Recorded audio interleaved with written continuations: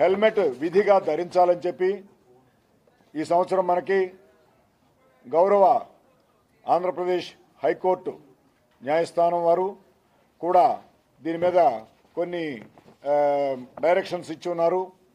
విస్తృతంగా హెల్మెట్ ధారణ మీద ప్రచారాన్ని కల్పించవలసిందిగా, విధిగా ద్విచక్ర వాహనదారులందరూ కూడా రైడర్ మరియు పిలియన్ రైడర్ అంటే ముందు నడిపే వ్యక్తి, వెనక ఉన్న వ్యక్తి ఇద్దరు కూడా హెల్మెట్లు ధరించాలి అని చెప్పి మరి మన రాష్ట్ర అత్యున్నత న్యాయస్థానం దాని మీద మనకి డైరెక్షన్స్ ఇవ్వడం జరిగింది.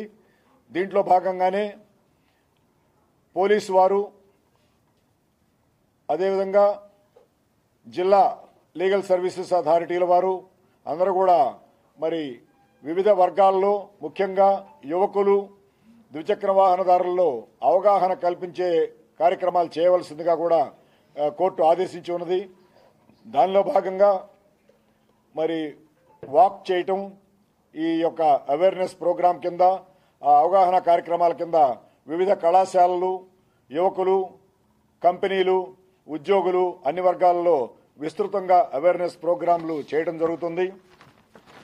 ముఖ్యంగా విశాఖ నగర ద్విచక్ర వాహనదారులందరికీ తెలియజేసేది ఏంటంటే, హెల్మెట్ ధరించకుండా ద్విచక్ర వాహనాన్ని నడపడం ప్రాణాంతకం.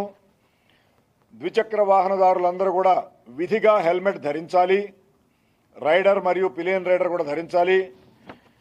BIS మార్క్ ఉన్నటువంటి అంటే bureau of Indian standards certified helmet మాత్రమే ధరించాలి. ఎందుకు చెప్తున్నానంటే కొన్ని సందర్భాల్లో కొన్ని ప్రమాదాల్లో నాసి రకం హెల్మెట్లు ధరించి ఆ యొక్క హిట్కి వాడు పడిపోయినటువంటి సందర్భంలో రోడ్డుకి కొట్టుకొని ఆ హెల్మెట్ వాళ్ళని కాపాడలేక మరణించిన వారి సంఖ్య కూడా కొంత ఉంది దీంట్లో. కాబట్టి దయచేసి అందరూ కూడా BIS సర్టిఫైడ్ హెల్మెట్ మాత్రమే ధరించాలి. ఈ హెల్మెట్ ధరించకుండా ఎవరైతే వాహనాలను నడుపుతున్నారో ఇప్పుడు మేము ప్రతిరోజు చెక్ చేయటము, హెల్మెట్ లేని వారి మీద చలానాలు విధించడం జరుగుతుంది.